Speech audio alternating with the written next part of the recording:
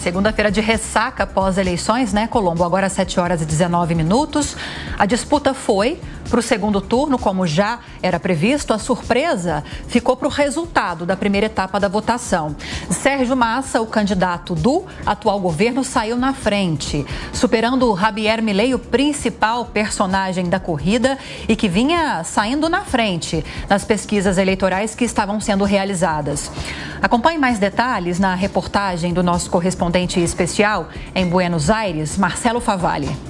A confirmação de um segundo turno veio por volta das 9h30, pouco mais de 3 horas depois do fechamento das urnas, que são apuradas uma a uma, assim como as cédulas de papel. No momento em que a notícia foi anunciada, o atual ministro da Economia, Sérgio Massa, apareceu com pouco mais de 36% dos votos. O então líder das últimas pesquisas, Javier Milei, estava na casa dos 30%.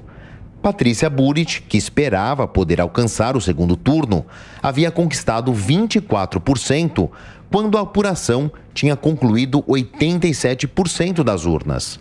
Os levantamentos de opinião, publicados na semana passada, de fato apontavam para a chance de um segundo turno, mas indicavam que Javier Milei seria o líder da votação. A virada mantém os peronistas no curso da história. Isso porque, nos últimos 40 anos, desde a redemocratização da Argentina, a esquerda sempre esteve presente na reta final da disputa presidencial.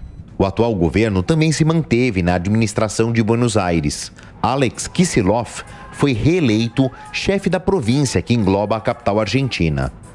Economista de 52 anos, foi ministro da Fazenda entre os anos de 2013 e 2015, na gestão de Cristina Kirchner. Os rivais que restaram na corrida pela Casa Rosada se pronunciaram para as respectivas multidões que acompanharam a apuração nos comitês montados em hotéis em Buenos Aires. Milei não economizou nas críticas. Prometeu lutar pelo fim do populismo e comparou o kirchnerismo, movimento liderado hoje pela vice Cristina, a uma organização criminosa. Eu venho a dar por terminado esse processo de agressões e de ataques e estou disposto a hacer tabula rasa, barajar e dar de novo com o objetivo de terminar com o kirchnerismo.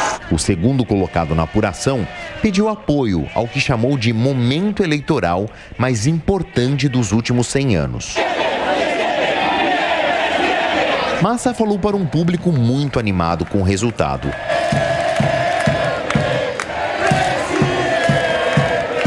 Admitiu que o país enfrenta tempos difíceis e se comprometeu a não abandonar quem mais precisa.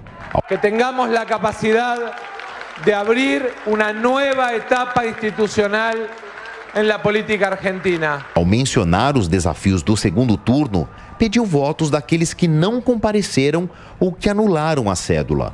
E se colocou como uma alternativa a quem escolheu os 2 candidatos nanicos que também participaram da disputa.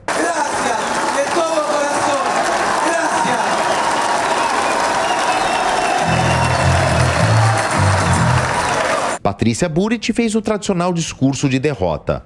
Agradeceu aos votos e foi muito crítica a Sérgio Massa, a quem chamou de populista.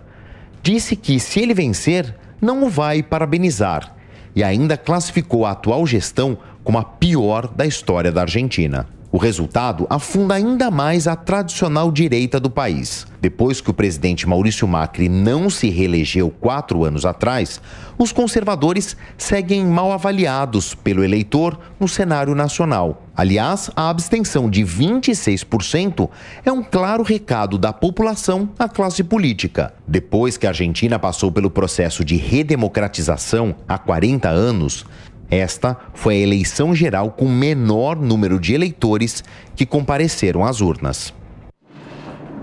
Vamos então às análises desse primeiro turno aqui no Jornal da Manhã. Amanda Klein, Cláudio Dantas conosco nesta segunda-feira. Bom dia para vocês.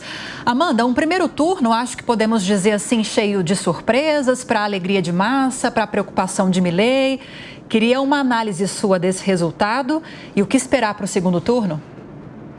Podemos esperar qualquer coisa, viu, Lívia? Já respondendo a sua pergunta aqui, eu acho que nem quem tem bola de cristal é capaz de adivinhar o que vai acontecer até dia 19 de novembro na Argentina. Primeiro, bom dia a você, Dantas, Colombo, bom dia a quem nos assiste, nos acompanha pelo rádio também. Olha, foi surpreendente, acho que você usou uma boa palavra. A maioria das pesquisas indicava Milei na frente, até com possibilidade de vencer no primeiro turno. Era até esse o nosso papo, o nosso debate aqui na Jovem Pan na sexta, mas numa reviravolta que mostrou toda a força da máquina do peronismo, a capacidade, a capilaridade nas províncias, o sindicalismo, todas as forças unidas do peronismo foram capazes de arregimentar votos suficientes, não só para garantir o segundo turno, mas para garantir Sérgio Massa, que é o atual ministro da Economia, considerado um peronista mais de centro, não tão radical. Ele tenta se vender para o eleitorado argentino como um peronista, mas não kirchnerista. É óbvio que nesse campo a gente tem várias vertentes dentro do peronismo, ele não é uma coisa só, ele tem vários campos, várias vertentes.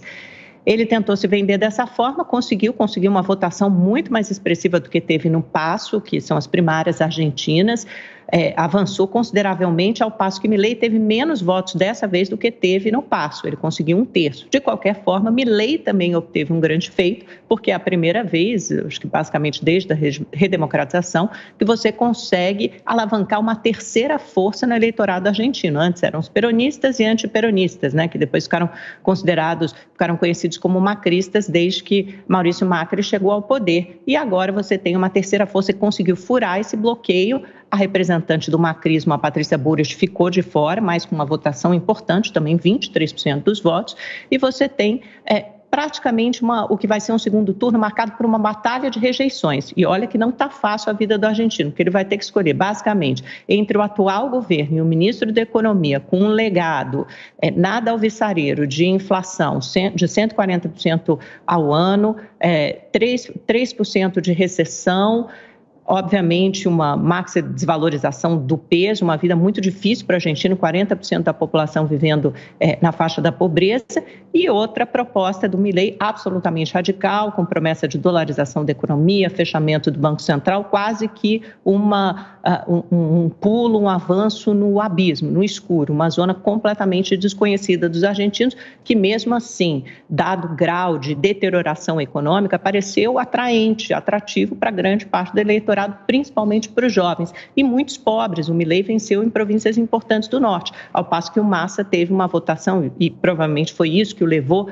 ao segundo turno de maneira vitoriosa na província de Buenos Aires, que concentra, acho que, 37%, quase 40% do eleitorado, salvo engano, uma parte importantíssima do eleitorado argentino. Então, temos, assim, uma escolha difícil para os argentinos, no próximo dia 19 de novembro, uma batalha de rejeições. O Sérgio Massa conseguiu teve uma estratégia, uma tática acertada ao colar em Milei esse rótulo do radicalismo e dizer, olha, pelo menos eu sou o monstro diabo que vocês conhecem, já esse aí ninguém sabe o que vai ser no dia seguinte. E o Milei, obviamente, que agora eles vão disputar o legado, os votos da Patrícia Bullrich. Ela teve 23%, se você pensar do ponto de vista político, ideológico, no espectro econômico, ela se aproxima mais do Milei, sempre teve uma trajetória política, desde muito jovem, antiperonista. De qualquer forma, o Milei também se apresenta como figura absolutamente radical e alguns dos que votaram em Bullrich são mais moderados, podem optar por Massa no segundo turno. Vamos ver, vai ser emocionante. Dantas, bom dia. Geralmente é a população mais pobre quem mais sofre com rompantes, com rompimentos muito drásticos em relação àquilo que vinha sendo feito e o que alguém promete que seja feito.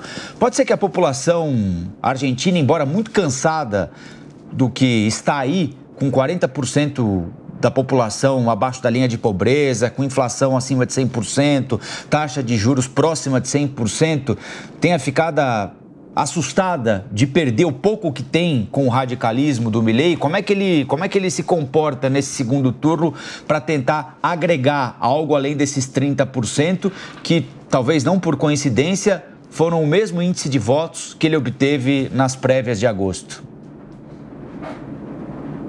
Bom dia, Colombo. Pois é por aí. Bom dia, Amanda. Bom dia, Lívia. Bom dia a toda a nossa audiência. Bom, não dá para dizer que não foi um bom resultado do Milei em relação justamente ao que ele se pretendeu. Na verdade, até o partido dele teve uma boa uma boa expressão de votos e vai se consolidando como uma força política importante contra aquilo que a gente chama de peronismo, né? Que é realmente uma força política quase uma espécie de centrão, viu, gente? Para a gente poder tentar criar ali comparativos com o Brasil, né? O peronismo, ele vai da direita à esquerda, ele escolhe normalmente ali quem tem mais viabilidade eleitoral e apoia esse candidato. O peronismo não é o kirchnerismo, ele engloba o kirchnerismo, mas o kirchnerismo ele é, vamos dizer assim, uma expressão menor do que o peronismo. E nesse caso, justamente, o Massa, ele já foi, inclusive, anti-kirchnerista e, embora componha o governo, tenha se tornado ministro da Economia no ano passado, em agosto do ano passado, ou seja, ele tem aí pouco mais de um ano como ministro, ele tem conseguido criar ali algum tipo de afastamento, sinalizando justamente para o futuro, olha, dá para melhorar apesar, né, do buraco em que nos encontramos. Então, esse discurso mais moderado, esse discurso mais ao centro, ele vem convencendo o eleitorado argentino, que não é um eleitorado dado a mudanças radicais. É bom que se diga, né? O histórico dos argentinos indica que eles não costumam cair nesse radicalismo. É claro que há muita insatisfação, satisfação antissistêmica, né? Que foi, de alguma maneira, capturada pelo Sérgio Massa, mas agora também chegou no teto. O Sérgio Massa, não, perdão, pelo Milei, mas que agora chega no teto e que se coloca como o grande desafio do Milei. Como é que ele vai trazer o voto dos mais moderados, justamente depois de ter explorado tanto o radicalismo? Ele, no discurso de ontem, tentou sinalizar nesse sentido, fazendo aí uma sinalização para a Patrícia Bullrich. Ela já mostrou que não tem muito interesse numa aliança. Então, isso torna a situação do Milei bem mais difícil que a do Sérgio Massa no segundo turno. Ele precisa, efetivamente, buscar esse voto ao centro. Mas isso também significaria uma descaracterização do personagem que ele construiu para si mesmo. Então, esse é o grande desafio do Milei agora no segundo turno, o que coloca o Sérgio Massa numa posição um pouco mais favorável, justamente por esse histórico dele, de ter, inclusive, impedido, né, trabalhou para impedir, quando deputado, impedir um terceiro mandato de Cristina Kirchner quando ela tentou aprovar uma emenda constitucional, né, no Legislativo. Então, o Massa está numa posição um pouco mais confortável no sentido de dizer que ele consegue compor, dialogar com mais forças políticas e essa composição ela acaba dando uma sinalização um pouco mais confortável para esse eleitor, especialmente que você menciona, Colombo, mas também para o eleitor classe média, para o eleitor que tem algum tipo de vínculo com a administração pública. Lembrando que o peronismo, como disse o nosso especialista consultado na entrevista mais cedo, o peronismo ele está enraizado, né, na máquina pública e, naturalmente, isso se reflete na captação de votos nas províncias e nas cidades, a partir das lideranças políticas que estão postas.